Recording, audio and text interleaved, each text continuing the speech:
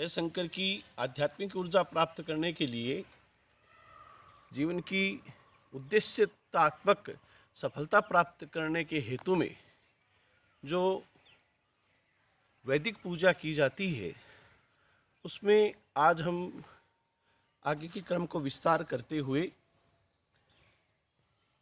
करन्यास और अंगन्यास।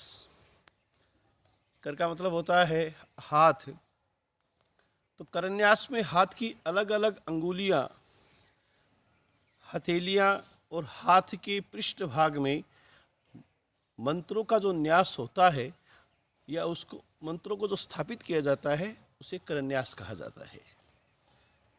जैसे दोनों अंगूठों को मिलाते हैं तो इसका मतलब है कि ओम अंगुष्ठाभ्याम नमः, दोनों अंगुष्ठ है वो मिले हैं। ओम तर्जनीभ्याम नमः, दोनों तर्जनियों को मिलाया जाता है। ओम मध्यमाभ्याम नमः, जो बीच की अंगुलियां हैं, मध्यमा अंगुली जो है दोनों हाथों की, उनको मिलाने को ओम मध्यमाभ्याम नमः मंत्र का न्यास यहाँ पर। ओम अनामिकाभ्याम नमः, दोनों अनामिका अंगुलियों को मिलाया गया है। ओम कनिष्ठिकाभ्याम नमः, दोनों कनिष्ठिकाओं को मिलाया गया है। ओम करतल कर पृष्ठाभ्याम नमः, दोनों जो हाथ के जो पृष्ठ भाग हैं उनको एक दूसरे से संयुक्तिकरण किया जाता है। अंगन्यास या हृदय आदि न्यास जो हैं ये उसके बाद की प्रक्रिया है। इसमें हृदयादि जो अंग हैं उनमें मंत्रों की स्थापना होती है। मंत्र वो ऊर्जावान है, मंत्रों से एक सकारात्मक दिव्यता और शक्ति प्राप्त होती है, ऊर्जा प्राप्त होती है। मंत्र है वो चेतन है, जड़ को भी चैतन्य कर देते हैं, मूर्तिमान है। यह मानकर उन अंगों का नाम लेकर उन मंत्रमय देवताओं को स्पर्श व वंदन करके अंगों में स्थान दिया जाता है। जैसे आप जिस भी देवताओं को प्रधान मूलक मानकर पूजन कर रहे हैं तो उसमें ओम हृदयाय नमः, हृदय के स्पर्श किया जाता है दाहिने हाथ की पांचों अंगुलियों को।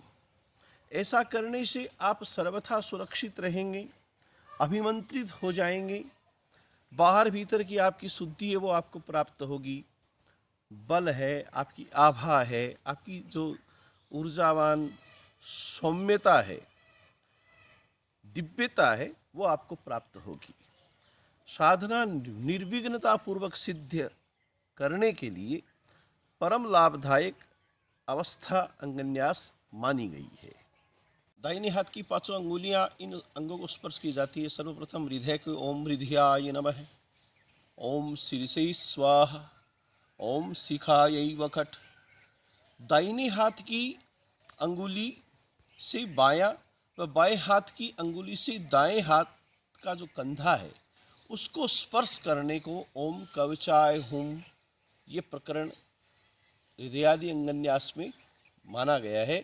ओम नेत्रत्रयाय वोखट, दोनों नेत्रों और ललाट के मध्य का जो भाग है उनको तीसरा नेत्र स्वरूप मान करके स्पर्श करना, ये तीनों नेत्रों का अंगन्यास है।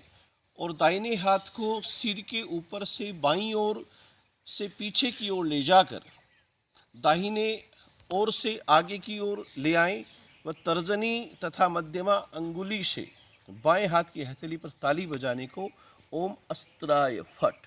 इस तरीके से ये हृदयादि अंगन्यास जो है वो पूजा क्रम में संपन्न किए जाते हैं।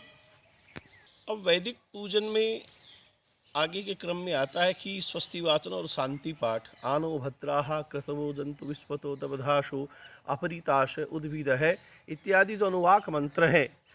और स्वस्ति न इंद्रो वृधस्रवाः, स्वस्ति नः पूषा विश्ववेदाः, स्वस्ति नस्तार्क्ष्यो अरिष्टनेमिः, स्वस्ति नो बृहस्पतिर्दधातु इत्यादि जो वैदिक मंत्र हैं उन शांति पाठ के मंत्रों को और स्वस्ति वाचन के मंत्रों को यहाँ पर पठित किया जाता है।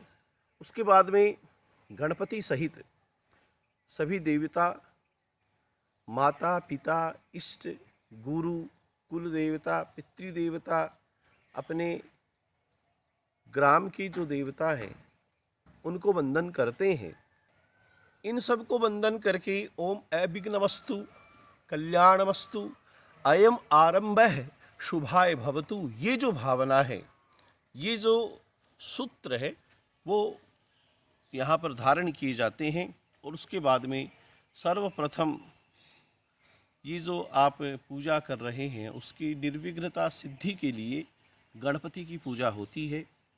और गणपति को स्तुति मंत्र के माध्यम से सर्वविघ्न हरस्तस्मै गणाधिपतये नमः विनायकम गुरुं भानुं ब्रह्म विष्णुं महेश्वरान् सरस्वतीं प्रणम्यादौ सर्वकार्यार्थ सिद्धये, कि कोई भी कार्य की प्रारंभता के पूर्व में भगवान विनायक, अपने गुरु भगवान सूर्य नारायण, ब्रह्मा विष्णु और महेश्वर और भगवती सरस्वती को प्रणाम कर करके कार्य को प्रारंभ और सिद्ध करना चाहिए। और उसके बाद में ये जो शुंभुश्च एकदंतश्च इत्यादि स्तुति अविघ्नता के माध्यम से गणपति की गई। अब आगे की प्रकरण में इसमें जुड़ता है संकल्प।